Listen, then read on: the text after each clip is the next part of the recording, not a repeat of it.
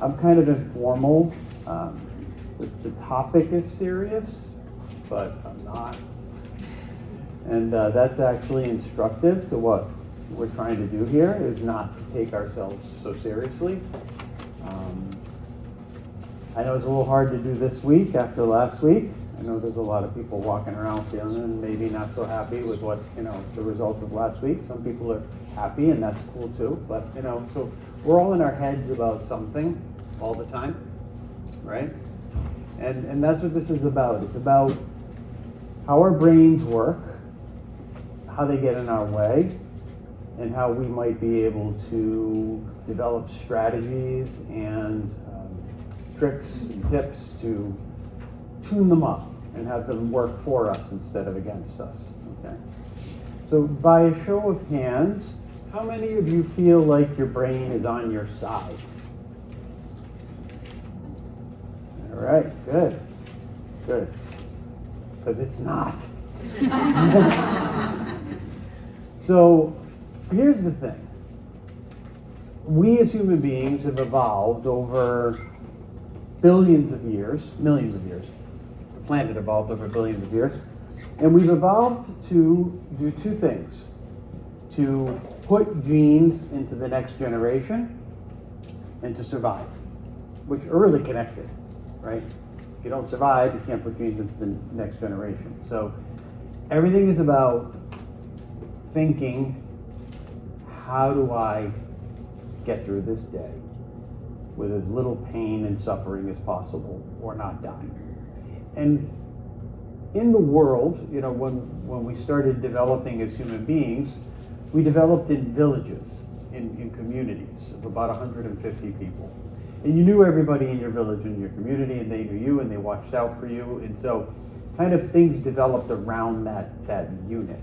And before that ever happened, before we were socialized, it was just one-on-one interactions before we formed bands. And that's when we were the closest to being like mammals, because we are mammals, all right? And if you think about a mammal, any mammal, when they approach another mammal, whether it's the same species or not, they're thinking about only a few things. Will this thing eat me? Can I eat it?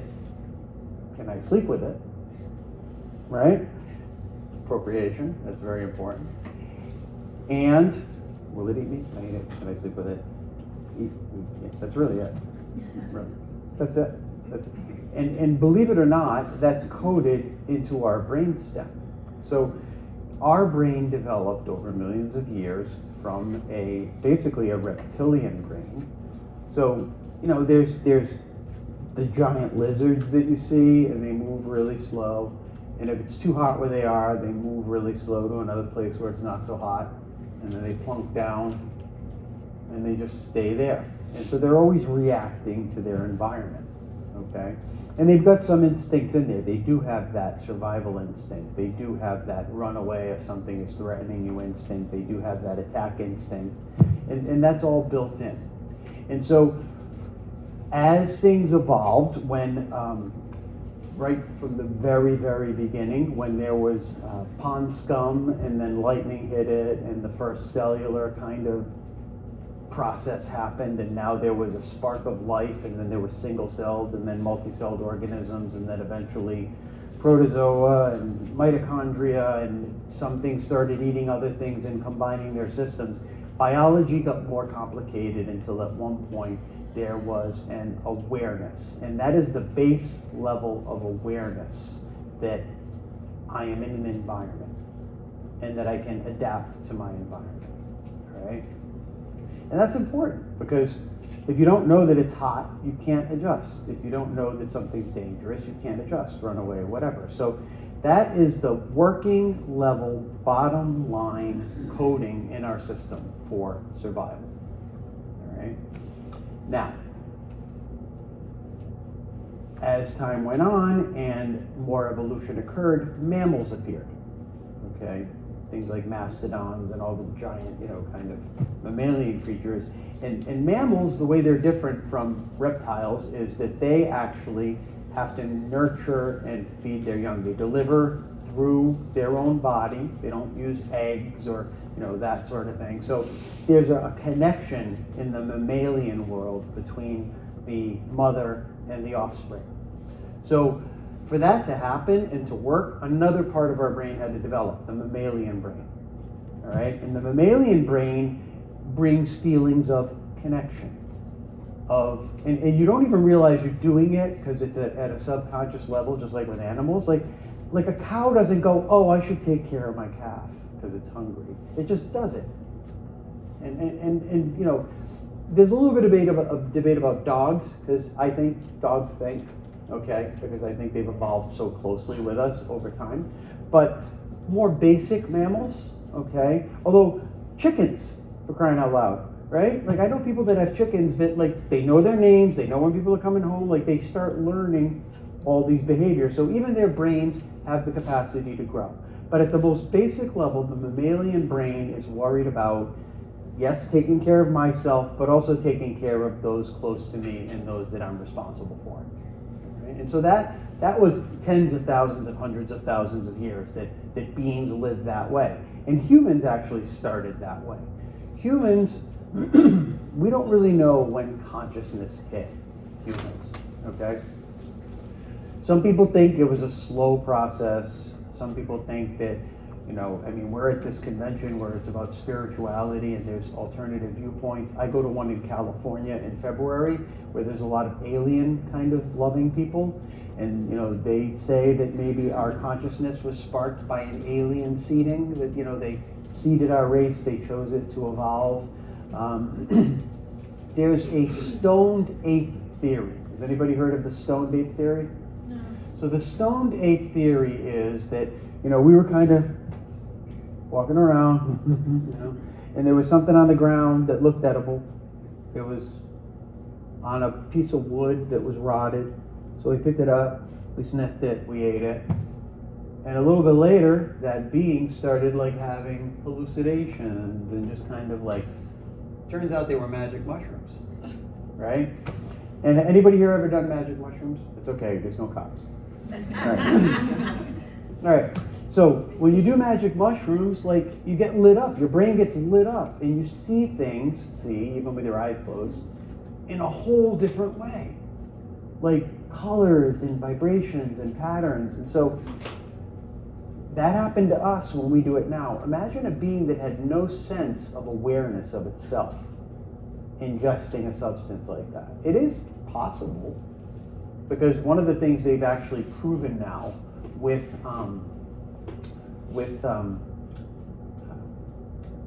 psychedelics is neuroplasticity. Neuroplasticity is really, really highly increased when you take psychedelics. Blood flow to the brain is really highly increased. Connectivity from left to right hemisphere is very highly increased. And they've done this in MRI units and SPECT scans and functional MRIs, and they've been able to show that the brain just lights up, all right? So it is theoretically possible that we could have accelerated the growth of our consciousness and our becoming aware of ourselves through the use of these naturally occurring plants and substances. Because really, that's how foraging animals work, right? They look around, they see something, they smell it, they eat it, they don't die, they eat it again. If they die, the person that saw them eat it says, I shouldn't eat that. Right? Yeah. So we're learning all the time. So why am I telling you all this stuff? This is not biology 101, get to the point, pal. The reason I'm telling you all this is that our brains have evolved over millions of years of us being human to do those first things I told you. Keep us alive and get genes into the next generation. That's all the brain is worried about. So take a guess what the brain is looking for most of the time. Danger. Who said it? Yes. Trouble, danger. And that's what keeps us alive, all right? If we walk around just like, and there's a hole, boom, I'm dead. I'm in the hole, right? So the brain is designed to spot and condition us away from danger. Now, I'm going to roll back a little bit to another kind of related subject. How many people have kids or have little kids around you pretty regularly? Okay. All right. What's the most amazing thing about kids? Brutally honest. Brutally honest. Remember everything. Remember everything. Imagination. Fearless. Right? Yeah. So children have a beautiful sense of awe and wonder. Everything they see, it's like well, sometimes it is because they've seen it for the first time. But even still, they're like, oh, wow. And what do? Look. Because they want, and everybody starts out that way, even for a tiny bit of their life, even if you can't remember it. Okay? But the people that raise us sometimes don't have time, tools, desire, patience, whatever, and they go, eh. So here you are, a little kid, and you go, oh, look, and they go, I can't talk to you right now. And you go, and it gets stored. Don't say that to that person. And then if it happens again with another person, they go, maybe I shouldn't say that to a lot of people. And then if it happens again with another person, they go, I should never say that. I should never do that. And what happens is that beautiful sense of awe and wonder gets killed, just like that. And we think we're loving them. You know, we do. You know, it's not to say we don't love them. We love our kids, right? But, you know, if they're running towards something and they shouldn't go there, we're like, whoa, whoa, whoa, whoa. We're screaming because we're scared. But they hear danger, danger, danger, and they think they're doing something wrong. And now they encode that as, if I try to do something, I'm going to get penalized. I'm going to get screamed at. So maybe they get the message, don't try new things, because bad things happen. Now, how do they get that message? It doesn't mean that you can't try to prevent your child from being injured. It's the words we use and the way we respond that adds to that coding. Because anybody heard of Dr. Joe Dispenza? Yeah. So, what does he say is the number one thing that helps us remember stuff? Emotion. Right? Anything that's delivered with high emotion sticks. Okay. So here we are, tired, stressed, pissed off about the election, whatever, right? And some being around us does something, and we go to automatic mode, which is, where we could have just been like, hey, and maybe delivered that message another way. So how does this relate to us now? Well, that voice that we used on the child in that moment, guess what happens 20 years in the future? That voice lives in that person's head. It's encoded. Okay? And so, how many people here have tried to change a habit? How many people here have failed at trying to change the habit? All right. So, why do you think that is? Anyway. Unfamiliar. All right. To change, it's hard, so you'll just revert back. Mm-hmm. This is conscious. Grooves. I call them grooves. Yeah. All right. So anybody that lives near a mountain, on a mountain, anybody that's been to the Grand Canyon, even though it's been dry for thousands of years, sees the grooves, right? And so what does water follow? Path of least resistance. Path of least resistance, exactly. And energy is like water. Energy flows where there's no resistance. If there's resistance, the energy is just going to go around it. Okay, so from when we're very young, we build these grooves into our brains. Okay? And they're just kind of the repeating patterns of how we show up in the world. Okay? And So we're at this expo, we're walking around, we're seeing all this new stuff, but there's a little tiny voice in our head going, that's bullshit. That'll never work. Not for me. You know, and you just walk by it. And yeah, I mean, granted, there are people trying to sell you stuff, right? So you gotta have that kind of protection. Yeah, you gotta have that discernment. I like to say discernment, you know what I mean? Because not everything is for us. So that word discernment is really important to what I'm talking about today. You know, what do we choose to let in? What vibrations do we choose to align Familiar. with? Was that? The familiar. Yeah, right. Now, generally we only let the familiar in, okay? But what if the familiar sucks? Life sucks. Right? So we kind of like keep doing the same thing, and what's that definition of insanity? Doing the same thing over and? Expecting different results. Right, right. So that's kind of what I'm all about, is different results by doing different things, okay? There's a saying in what I do that says altered states lead to altered traits. If you change your state, you'll do things differently. So I'm a guy that does energy healing. I'm a guy that does breath work. I'm a neurofeedback practitioner. I am a person that leads people on journeys, shamanic journeys, using technology. So my job is to help people think different, to kind of rewire their brains. Okay, as Dr. Joe says, you know, neurons that fire together wire together, and that's why those grooves happen. Okay, well, that's what I do. I help people rewire their brains. Now, is it easy to rewire our brain? No, I'm still working on it, and I do this for a living. And it's shocking how easily we can snap back, no matter how much progress we make, okay? So I was talking a little earlier about the mammalian brain and, you know, all of these protection mechanisms. One of the things I didn't talk about is the fight or flight response. I'm sure you've all heard that term, the fight or flight response, okay? So there's actually two other parts of fight or flight. There's fight, there's flight, there's freeze, and there's fawn. How many people have ever heard of the fawn response? I am. All right, so we got somebody that's in the psychological business there a little bit.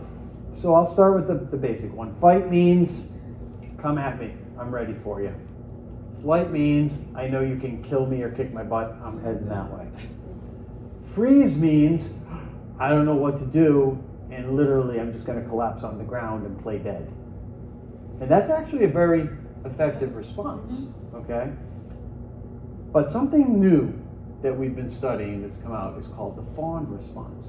The fawn response is people pleasing, is sucking up to the thing that's threatening you so that it won't eat you, kill you, whatever it wants to do to you, all right?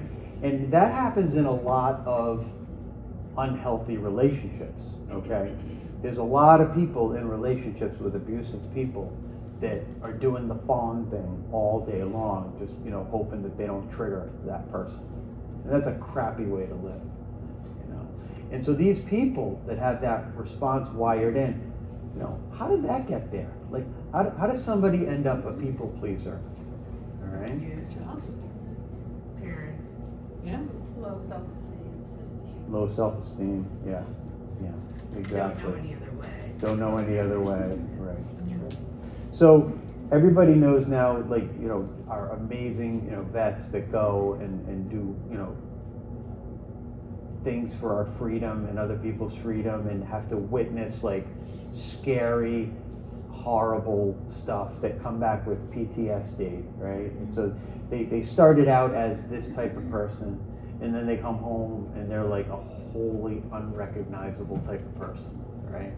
And so that's PTSD, post-traumatic stress disorder. Something happens that's horrible, the mind can't conceive it, integrate it, handle it, and it either just blocks it out and suppresses it, but that energy is still there, or it just keeps replaying. All right? But what a lot of people don't know is that there is another type of PTSD. It's called CPTSD, complex post-traumatic stress disorder. And that is a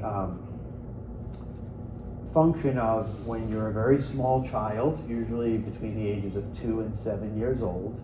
When we're in the ages of 2 and 7 years old, we are in a brainwave state called theta.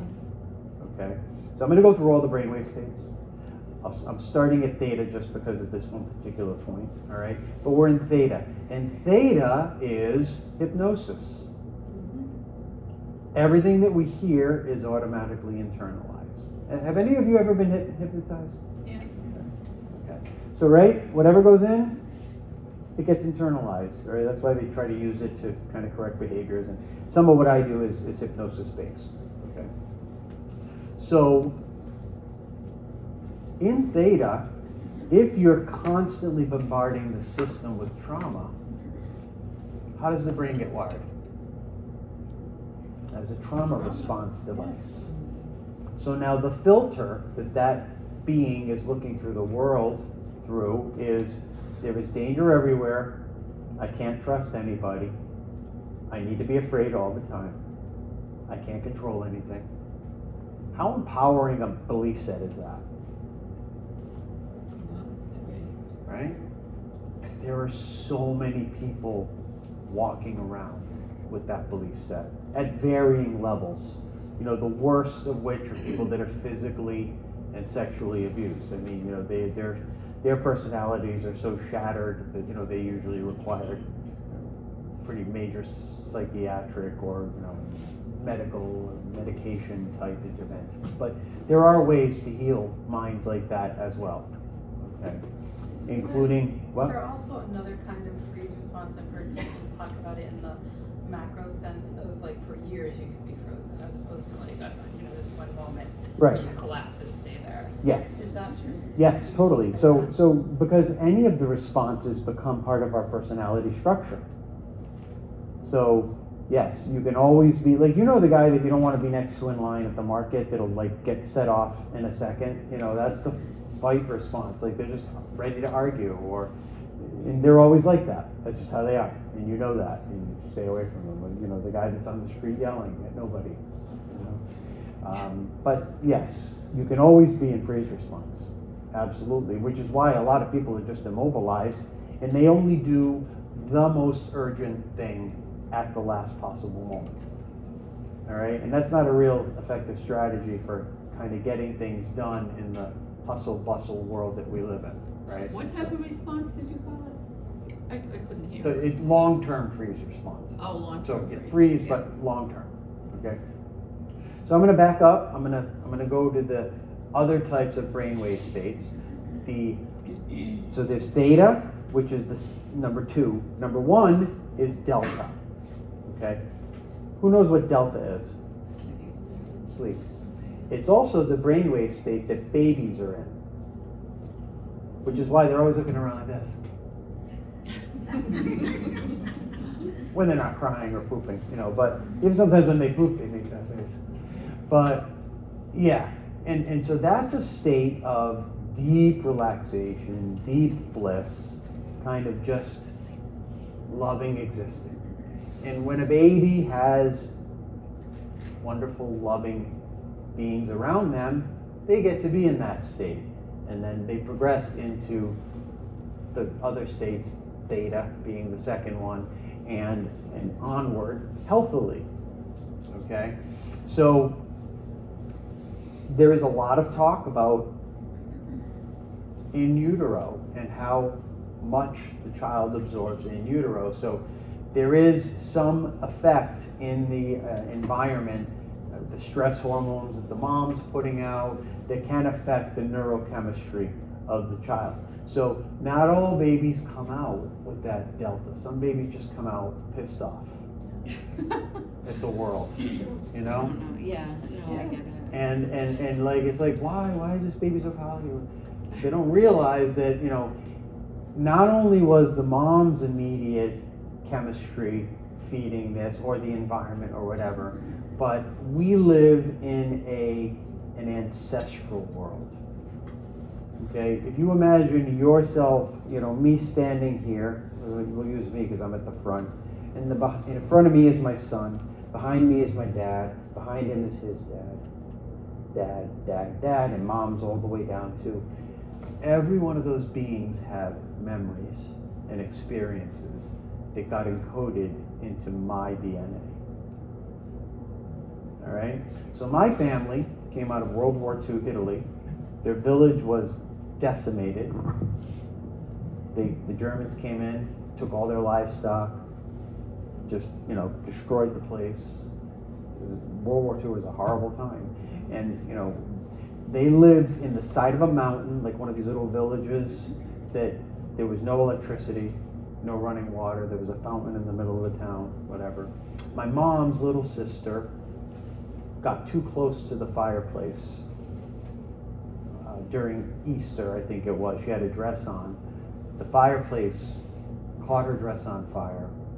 She was burned over 90% of her body and then suffered for 3 days while they, as ignorant people that had no medical knowledge, put butter and ink on her to try to,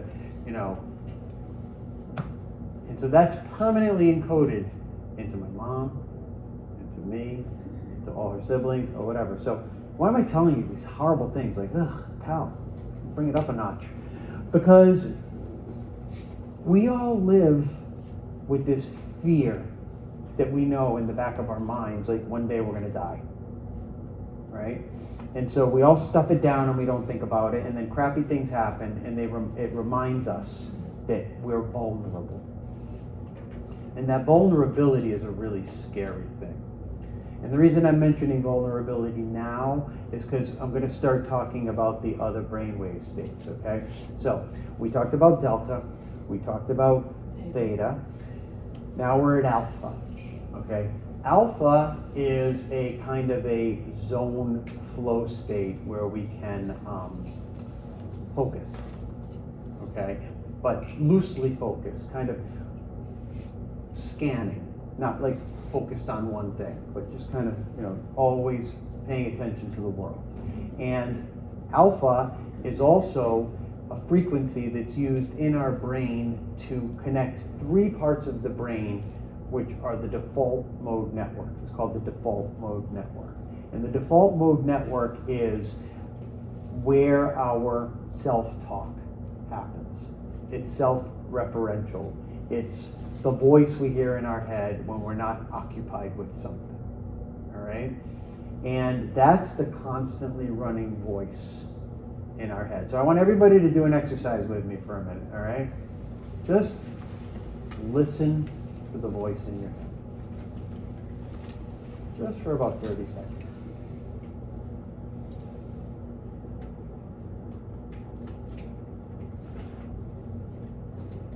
This is stupid. What's he making us do this for? I'd rather he just talks.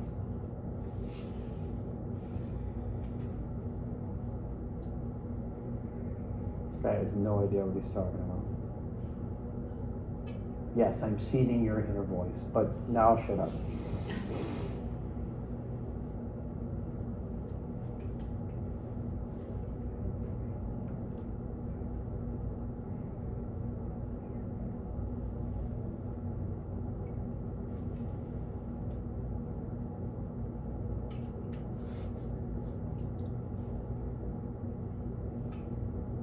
Anybody want to contribute something that might have been rolling around in their head while we were doing that little exercise? Anybody thinking about what they want to do later, or what booths they want to go to, or is there time to get to the market? How busy are you going to be at the market? Do I need gas? Right? So I was thinking that what you're doing is not going to, it's like the outline, it's not gonna make a change. say again?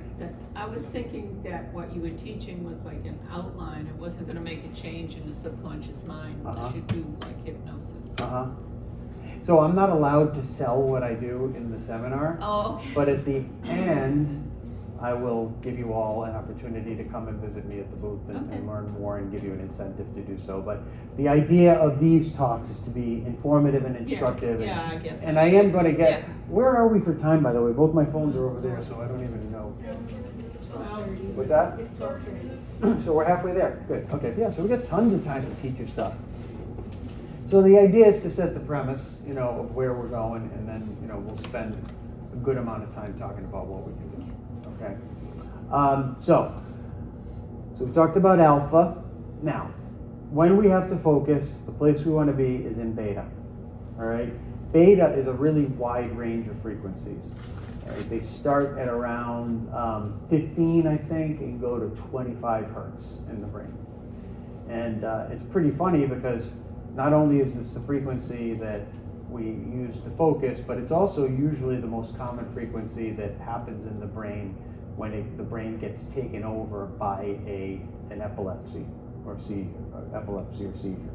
Because beta is also where anxiety lives.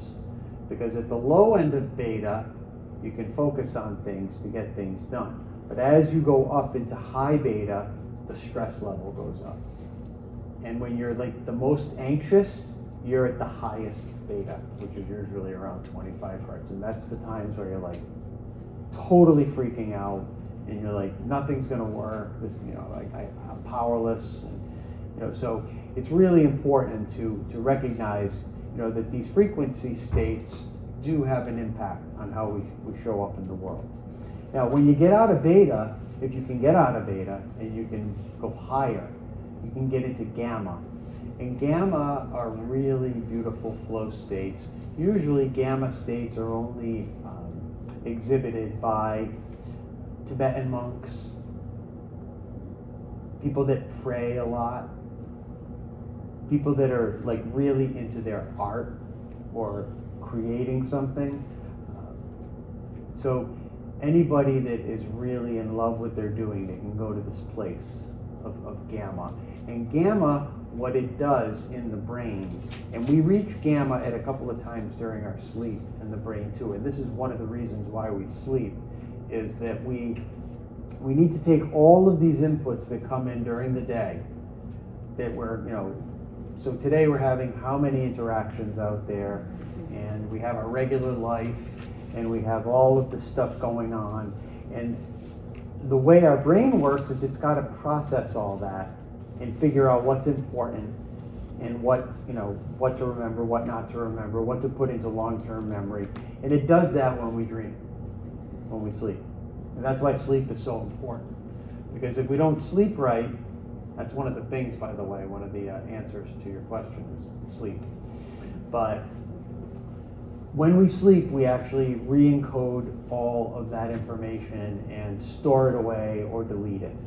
And if we don't sleep, that information just accumulates, which is why after 2 or 3 nights of not good sleep, what happens to us? We can barely form a sentence, right? It's like, And so our brain is just a machine. It needs energy to perform, it needs to be maintained, and it needs to be cleaned out. Okay? So, talking about cleaning out your brain. One thing that a lot of people don't know is that we have gates, like right here. Okay? And they're like little valves,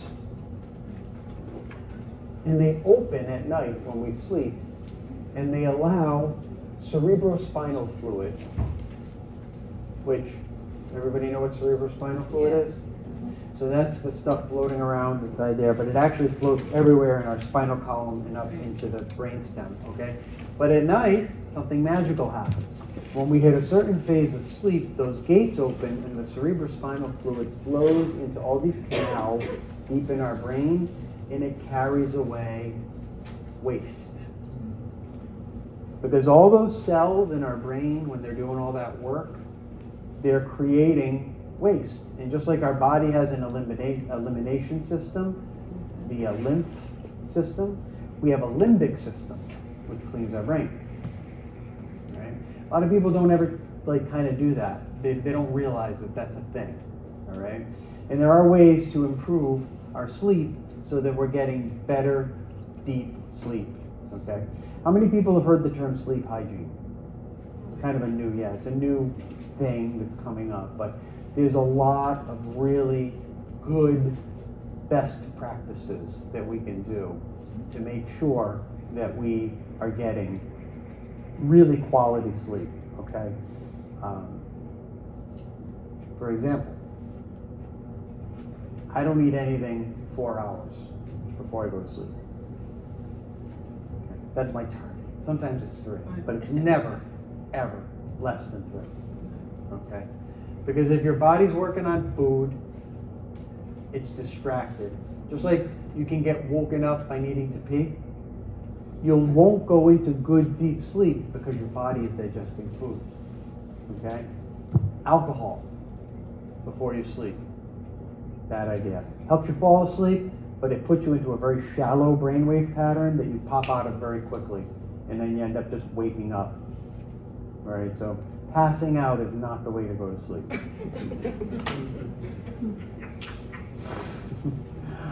A lot of these medications that people take do the same thing. They calm you down, but they don't allow you to reach those points of like really good, deep, slow brain waves. Okay. So one of the things that I recommend to people is breathing for sleep. Okay, and so a very popular one is 5 in count, and then a 5 out count. Now, I did it with my mouth so that people would see it. You really want to use your nose, okay? Now, I'm one of these people that does, like, I'm a little nuts. I tape my mouth shut at night. Okay? Yeah. And why would I do that? Anybody have any ideas? You get better air quality to your brain Yes. when it's filtered through the Yes. cilia. Yes, exactly. So, not only that, but what a lot of people don't realize, and you actually touched on it, so yes, that. Nitric oxide, which we don't get enough of. We make it, but we don't get enough of it, is produced in our nose. Okay? And nitric oxide is antiseptic and antibacterial. So when we breathe in through our nose, we're healthier anyway, because we're cleaning the air before it goes in. When we breathe in through our mouth, where does the air go immediately? Right here, right to the throat and to the lungs. When you breathe in through your nose, you can feel it. It actually feels like it goes into your brain. Do that. Right? It goes into your brain. So what do we call somebody that's not evolved? A mouth breather, right? Right?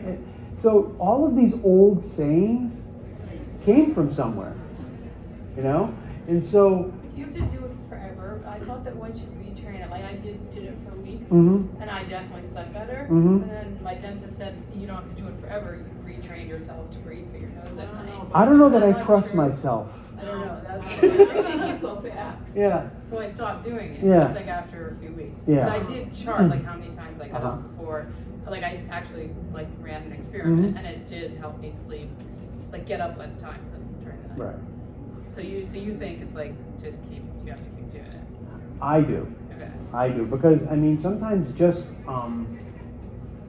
geometry and body dynamics and like just the way you move or turn over or whatever can cause the mouth to, you may be right. I don't want to say no, but my experience has been that I've forgotten to put it on or been so tired that I just laid down and fell asleep and woke up and my mouth was really dry and so So you knew you were breathing I out of your knew that I mouth. was breathing out of my mouth. And I think also, and this is important, this is really important, all right? Don't tape your mouth shut if you have a nasal obstruction or a deviated septum. No, it sounds funny in the extreme because you'd know if you can't breathe, right? But it's subtle. And what I started doing after a while was I bought those Breathe Right nasal strips and I put them here to open this part of my nose so that more air flows through. And when I did that, I didn't have to tape as much because I was getting more air in through my nose.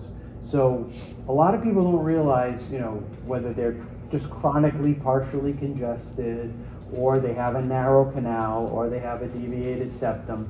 So there's a wonderful book called Breathe by James Nestor. And and I read that book and it changed my life because he did an experiment with another guy where they taped their mouth shut. No, they taped their nose shut for 3 months, and they had to breathe through their mouth. Right. Oh my God, 3 months. For 3 months. Like per day and then? But all the time. It was an experiment. And basically their health degraded. Like they all started getting fat. They became pre-diabetic. They became, they got a metabolic syndrome. Like all of these things happened to them. All right. And the reason that it's hard. Did you have a question? There's also a book called Lip Zip. Lip zip. All right, lip zip for everyone else. Yeah. And I think okay. there's like this shut your mouth, that's the one that dentist told me about. Yeah. It's the whole Yeah. protocol she told me. I didn't read the book, I just did what she told me. Right. Yeah. It's the same concept. Mm-hmm. And the xylitol nasal spray also opens the airway Yeah. and repels bacteria from adhesions. So it like almost instantly. That's what I cleans do your airway. before I go to Yeah, sleep I to use it open every up. day. Yeah. Xylitol, like the Xylitol. stuff they put in gum. Yes, exactly. Okay, but you So can inhale it. There's a nasal Yeah. spray. That's There- actually, I'm there- learning I saw it out something. on the floor. There was Yeah. it was out there that had some Okay. nasal spray. It's called Clear XLEAR. Right. I'm a hygienist. I've studied this for Okay. years. Cool. So, who knows what this is? Or ring. It's an Aura ring. Yeah. So I've got an Aura ring. I've got an Apollo Neuro. I've got a few gadgets. I got a lot of gadgets. I'm a gadget guy. All right. But this guy, it helps me track my sleep. Okay. And Really? they have found that it's even better than the Whoop because you get better readings from your index finger.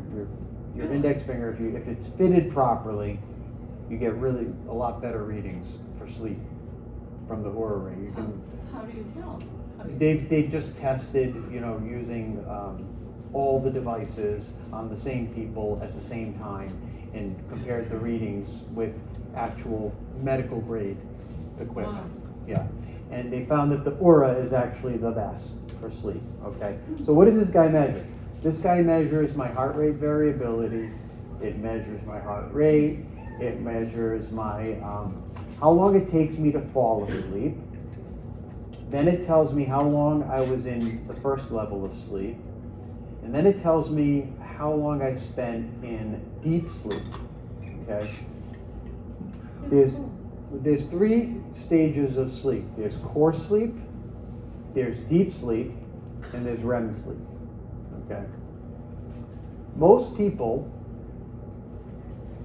spend most of their time in core sleep. The second most popular is the REM sleep, which is where we have dreams and we're consolidating information. But the older we get, the harder it is to go into deep sleep. So what happens in deep sleep? Well, in deep sleep, for adults, if we get there, which is usually only the first sleep cycle of the night, because we sleep in 90-minute cycles. So we usually go through like 5 90-minute cycles of sleep a night. Okay, if you sleep a good night through, all right? And throughout those cycles, there's varying levels of in and out, which is what the ring has been telling me, okay? But only in the first cycle of sleep do we have the ability reliably to go into deep sleep, which is slow waves, which are delta waves, usually anywhere between 0.5 and 1.5 hertz. So it's a really slow wave. And at that frequency level, in the delta, we can do something really magical, produce human growth hormone. Okay. Human growth hormone is essential for repair processes. Human growth hormone, or the lack thereof, is one of the reasons why we age. It's one of the reasons why our telomeres get shorter over time. Okay. So anything we can do to improve our deep sleep is going to help us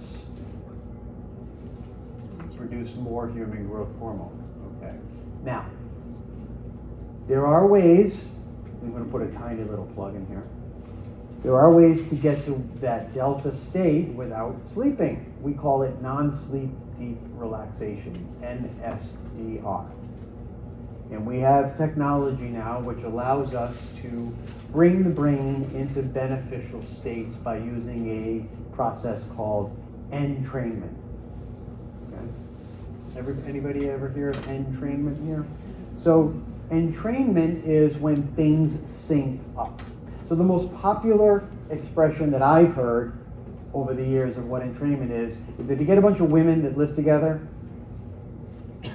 After a certain amount of time, what happens? Their cycles entrain. That's what they do.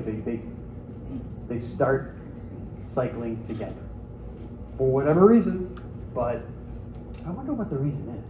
I'm just going to look into that. But yeah, so that's an example of entrainment. So it's called the frequency following response. So there's a reason why everybody loves sitting around a fire.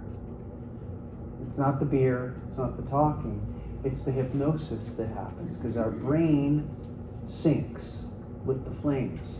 There's a reason why people love being near babbling brooks or rivers, because that sound, that frequency entrains our brain.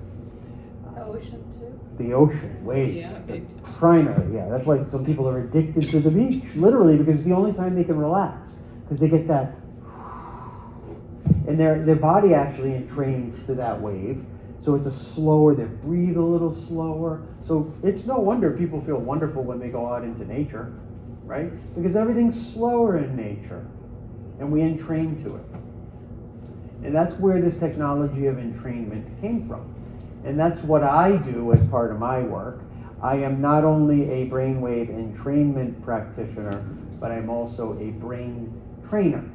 So I do neurofeedback as well at my office. And neurofeedback is a technology which utilizes computers and sensors and a little amplifier. And you basically put the sensors on your scalp and your ears, and they attach to this amplifier. The amplifier connects to a computer, which is running this really sophisticated software, and you wear headphones. And what happens is it scans what your brainwave activity is, and our brainwaves, in an ideal world, should kind of be flowing kind of like a beautiful symphony, right? But a lot of the time they look like a jagged ice peak, you know? And one of the things that occurs in our brains when we're very stressed out is a dynamic called flutter, all right? And I'll describe flutter by saying, get an image of a hummingbird, just kind of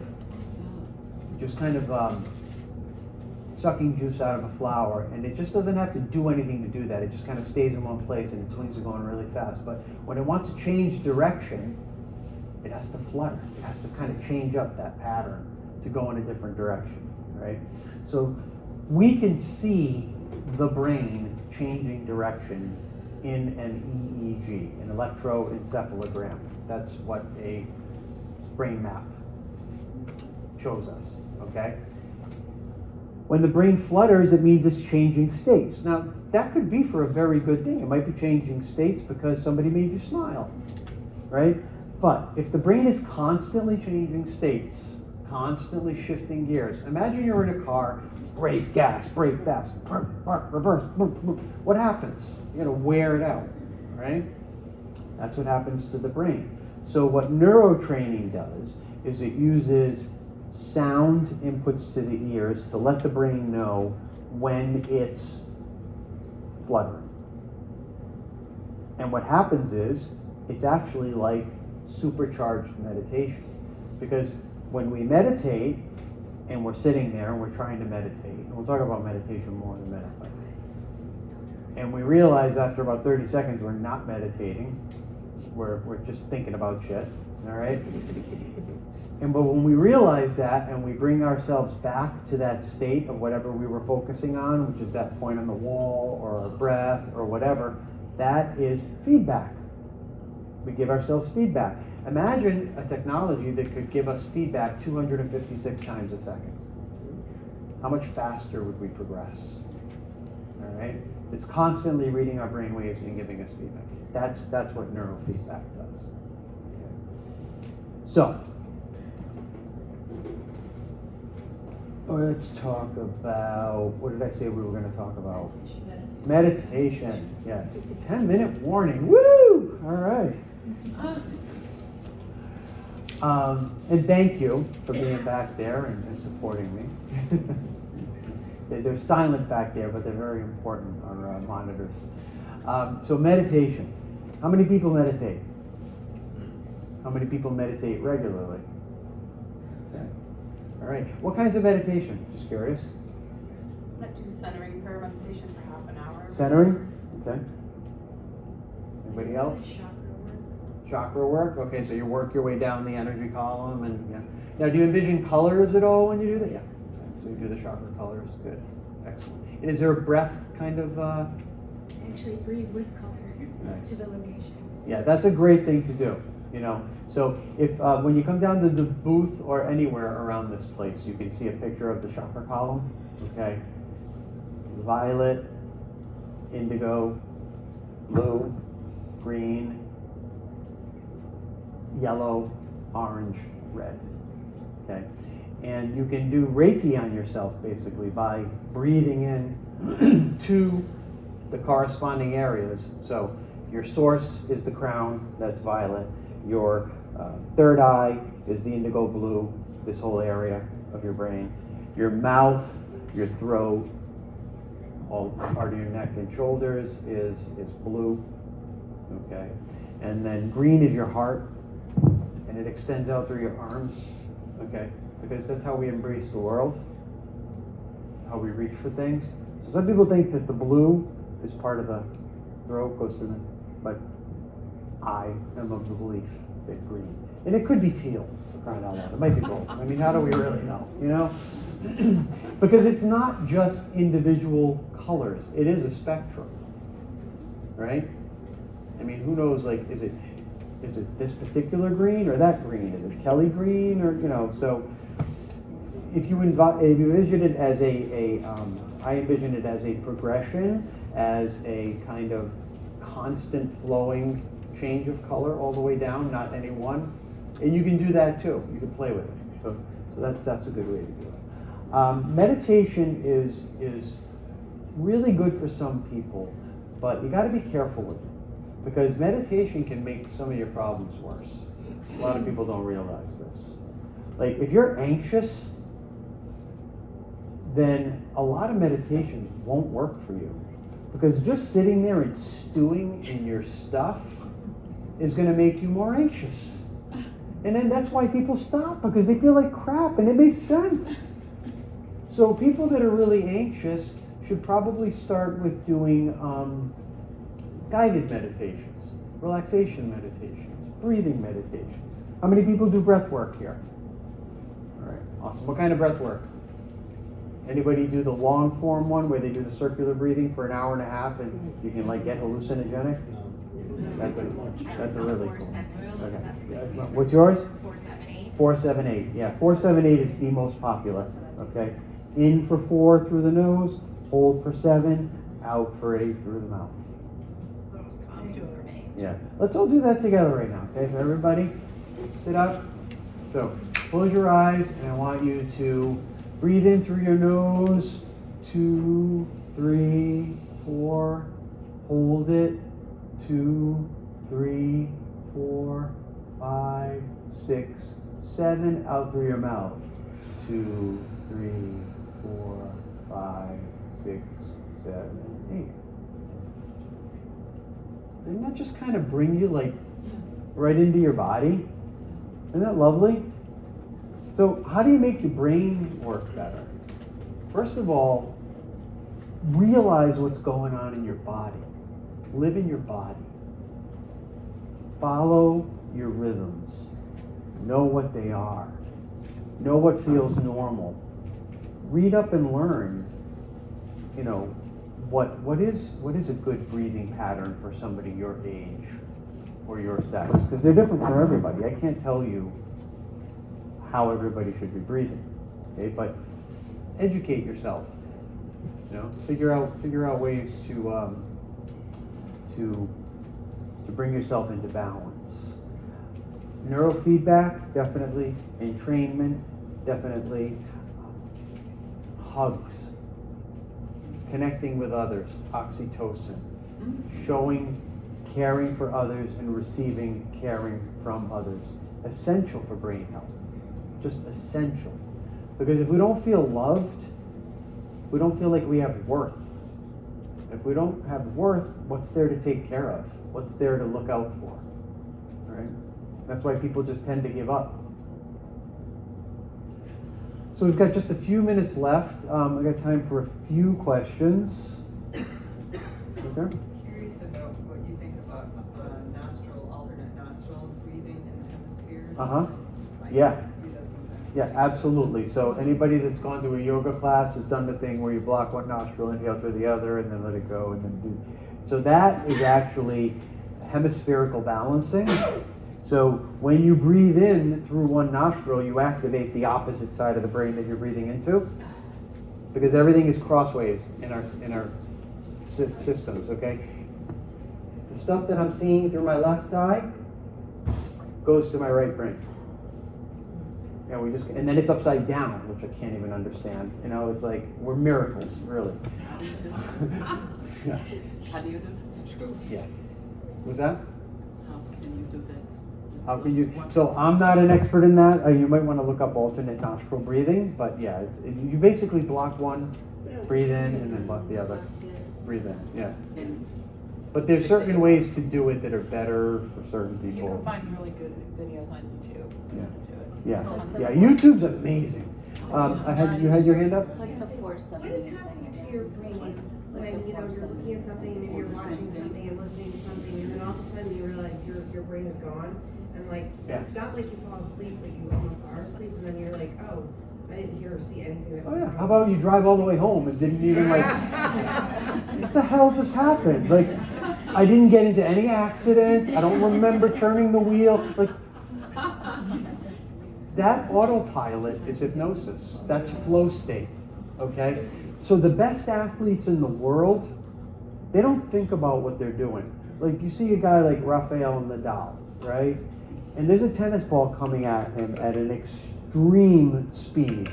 And he just knows, sorry about that. Sorry, Mom, not now. Trauma later. So the ball's coming at like a ridiculous amount of speed, and he's just like, he's not thinking about what to do. If he ever had to think about what he was doing, it would just go right by, you know? And so when we train things repeatedly over and over and over, like driving, like things that we do all the time, they become part of muscle memory. And we don't have to think about doing them. And when we don't have to think about doing them, we activate that part of us that is in flow state. Okay? So that's what's happening. Yeah? You already touched on alcohol and psychedelics. What do you think about weed and any opinions? As So, far I mean, you know, there's a lot about weed. I mean, we have this endocannabinoid system. as it does match? It matches perfectly. It's a plant. I think it's gotten too strong. Like, I've tried to smoke my son's weed. I just can't. I'll do a little tiny edible, but I love CBD. Like, so anybody having trouble sleeping, CBN. CBN is the kind of CBD that's best for sleep. And you can get CBN just by itself, or you can get it with THC, which is the mind-altering component. So, I would talk to whatever professional or, folks that, But CBN is really good. But it doesn't affect it like what alcohol does, like your. Right, no, it's different. It does still prevent you from going into the deepest, because anytime your body is processing something, you're activating your liver, you're activating, if there is, and that's why fasting is one of the best ways for brain health. We eat way too much and way too frequently. We just do. Yeah. I'm a once a day guy. I eat once a day, Yes, it clears up. I'll do multiple day fasts. And Mhm. like, after the third day, I'm like, oh, I'm so happy I can think. Third Yeah. day is excellent. Yeah, you just gotta get through the first day. I know. I had a question about the gates that Uh-huh. you talked about, because Yeah. I thought the lateral ventricles is where you produce your cerebrospinal fluid. Mhm. So, That's where you produce it. right, so what's the technical? So, but it's not always flowing through the brain. So those gates open and allow the cerebrospinal fluid, which is always already there in the spinal column, to flow up into the brain and bathe it. Is that part of the brain, these gates? So yeah, the ventricles are part of the. There's So yeah, ventricles back here. yeah. Really? So basically, if you look at that, the picture of you know the Egyptian eye, okay. Yeah. What it really is a slice of the brain laterally, showing all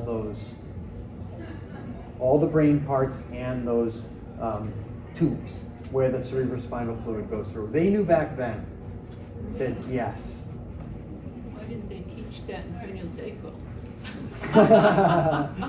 I don't know. Was that? Do they get blocked? Because I noticed some new body work, and I noticed that. That's interesting. I think that's part of craniosacral though, is it like Stroboscopic. those Yes, manipulations it is. allow it to free up, yeah. It is, but I Thank don't you think all it for works. coming Thank very you. much. I hope you enjoyed it and got something out of it. I'm in booth 1006. Anybody that wants a flyer, I got some flyers. So. Oh, yeah, could I have one? Thank you so much. Thank you. What do you use for the audio visual and training? That's what I have down at the booth. It's a light, sound, and vibration stimulus. Oh, nice. What kind of it? It's called Roxiva. Oh, nice. All right, awesome. Thank you all. Okay, cool, awesome. Do you mind if we, quick, what the other thing that is Neurofeedback. Is that faster, is that a faster way to help someone to get back to base level than audiovisual? It's different for everybody, so I use it prescriptively, like some are better than others for, certain people. Yeah. Thank you. Yeah, thank you. I'm gonna look into that aura ring, that you process aura rings.